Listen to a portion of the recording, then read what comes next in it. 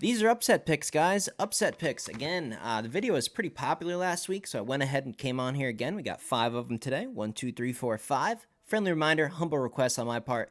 Hit that like button, subscribe to the channel. That's the progress report. 11 full weeks of college football, 58% winning rate.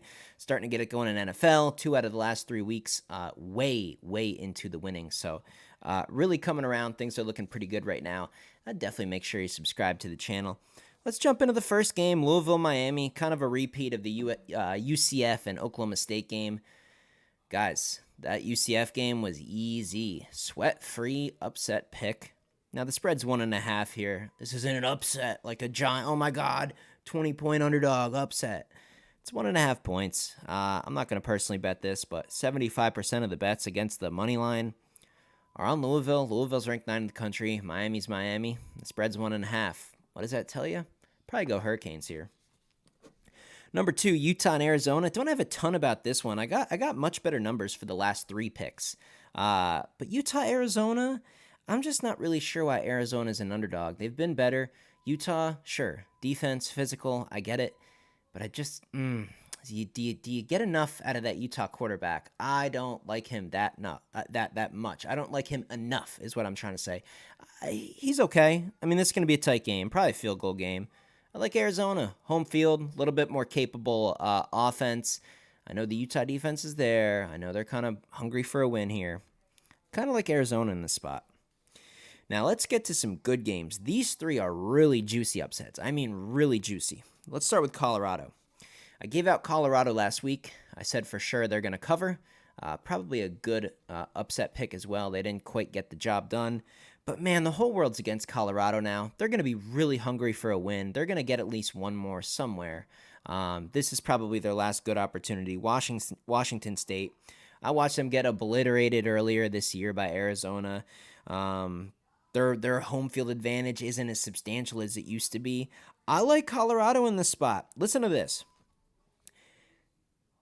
Against the spread, the money's about even, right? So people that are betting the 4.5-point spread, which has already come down a little bit. People betting the spread, it's about split. But people betting the money line, 99% is on Colorado at this moment. So people that think Colorado's going to win outright are not even messing with the points. They're going straight to the spread. That's pretty sharp. So I like Colorado in this spot. I think they could easily get the win over Washington State. Kansas State. This one really, I don't get the number here. 8.5 is wild to me. It's in Lawrence. They're off a loss. Jason Bean's going to play. He's going to play. It's a head injury. He didn't break his leg. He didn't injure his wrist or his throwing arm or his shoulder, broke his collarbone. None of that. Is a head injury. He'll be fine. He's going to clear everything. He's going to be good to go. Coach already came out today and said he feels very good. Jason Bean, it's Tuesday. He's going to play. So the line of 8.5, I would definitely take Kansas State against the spread. Or Kansas against the spread. I'm sorry. Kansas, the Jayhawks against the spread. 8.5 is probably too much. This is a huge game.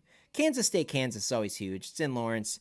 81.2% of the money against the spread is on Kansas State, but 91.9% against the money line is on Kansas. So again, people are saying, screw that 8.5. I don't even want the points. Kansas is going to win the game outright. I tend to agree. I kind of like the Jayhawks here. Kansas State, the quarterback play at times can be shaky. I like the Jayhawks, certainly to cover, probably to pull the upset. And this last one, USC, I don't get it. I mean, all these losses, you'd figure there's no way I'm going against them. They're way overdue for a win. They're a solid team. They kind of hung in there with Oregon. They looked horrible against Oregon. Oregon, for whatever reason, fell asleep and just refused to put that game away. They should have won by 40. They were half asleep, playing with their food, missing field goals. Everyone was totally unconscious, didn't want to win with style points beyond me. But again, a lot of the money, 90% against the money line, is on UCLA. And everyone on the spread, 68% of people on the spread, they're taking USC. So the casuals coming in here and just I don't know, USC's got all these losses. I bet they'll bounce back this week. I'm going to lay the points with USC. It's under a touchdown. I would absolutely take the 6.5 points with UCLA. I think they win the game outright too. USC is not a good football team. They're just not good. Oregon should have won by 40, 50. They just fucked around, and for whatever reason, they don't want to impress the playoff committee, right? I've been saying that the last couple of weeks. Look for teams that have opportunities to win with style points. That's how you're going to find good value and spreads that are going to be covered. Find teams in good matchups where not only are they going to beat that team, but they're going to try to like say, hey, look at us. We bet this team by 50. We beat this team by 70, 100, 200 points. You know what I'm saying? So, look, I don't buy it. USC is just bad. I'm not going to take them here. I like UCLA. So, guys, 5 upset picks. The only one I'm really for sure going to take action on right now is probably Kansas at home.